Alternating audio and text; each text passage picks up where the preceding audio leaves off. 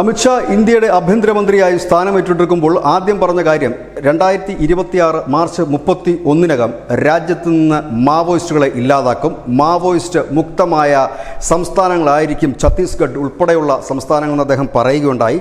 കഴിഞ്ഞ ദിവസം അദ്ദേഹത്തിൻ്റെ ഒരു വലിയ നീക്കം തന്നെ ദേശീയ വാർത്താ പ്രാധാന്യം നേടിയിരിക്കുന്നു.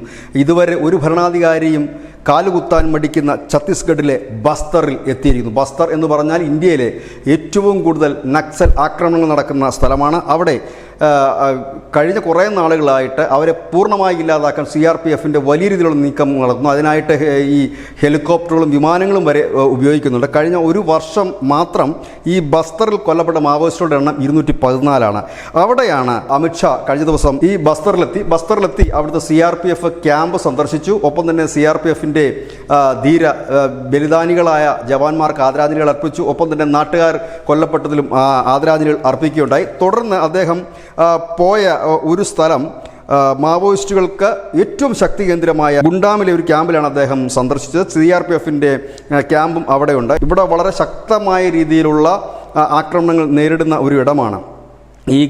അവിടേക്ക് അദ്ദേഹം എത്തുമ്പോൾ ധാരാളം ഗ്രാമീണർ തടിച്ചുകൂടിയിരുന്നു. അവരോട് അദ്ദേഹം പറഞ്ഞത് ഇവിടെ ഇപ്പോൾ വികസനം എത്തിയിരിക്കുന്നു, റോഡിൻ്റെ പണികൾ അവസാന ഘട്ടത്തിലാണ്, വൈദ്യുതി വൽക്കരണം ഏതാണ്ട് പൂർത്തിയായിരിക്കുന്നു, 2026 മാർച്ച് 31-നകം ഇവിടെ പൂർണ്ണമായി മാവോയിസ്റ്റ് മുക്തമായ ഒരു പ്രദേശമായി ആയിരിക്കുമെന്ന് അദ്ദേഹം പറയുക മാത്രമല്ല, അദ്ദേഹം പറഞ്ഞൊരു കാര്യമുണ്ട്, ഞങ്ങൾ മാവോയിസ്റ്റുകളോട് തോക്കുകൊണ്ട് സംസാരിക്കാനാണ് ആഗ്രഹിക്കുന്നത് എന്ന്.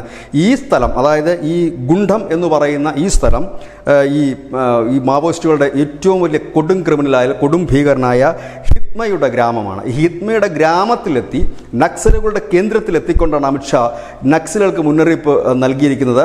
നിങ്ങളുടെ കാലം അടുത്തിരിക്കുന്നു, നിങ്ങളുടെ സമയം അടുത്തിരിക്കുന്നു, 2026 മാർച്ച് 31-നകം ഈ ചുവപ്പ് ഭീകരത ഇല്ലെങ്കിൽ ഈ മാവോയിസം ഞങ്ങൾ ഇവിടെ ഇല്ലാതാക്കുമെന്ന് പറഞ്ഞിരിക്കുന്നു. ഈ ഭാഗത്തേക്കൊന്നും മുൻകാലങ്ങളിൽ വികസനം എത്തിയിരുന്നില്ല, വൈദ്യുതി എത്തിയിരുന്നില്ല, റോഡ് എത്തിയിരുന്നില്ല.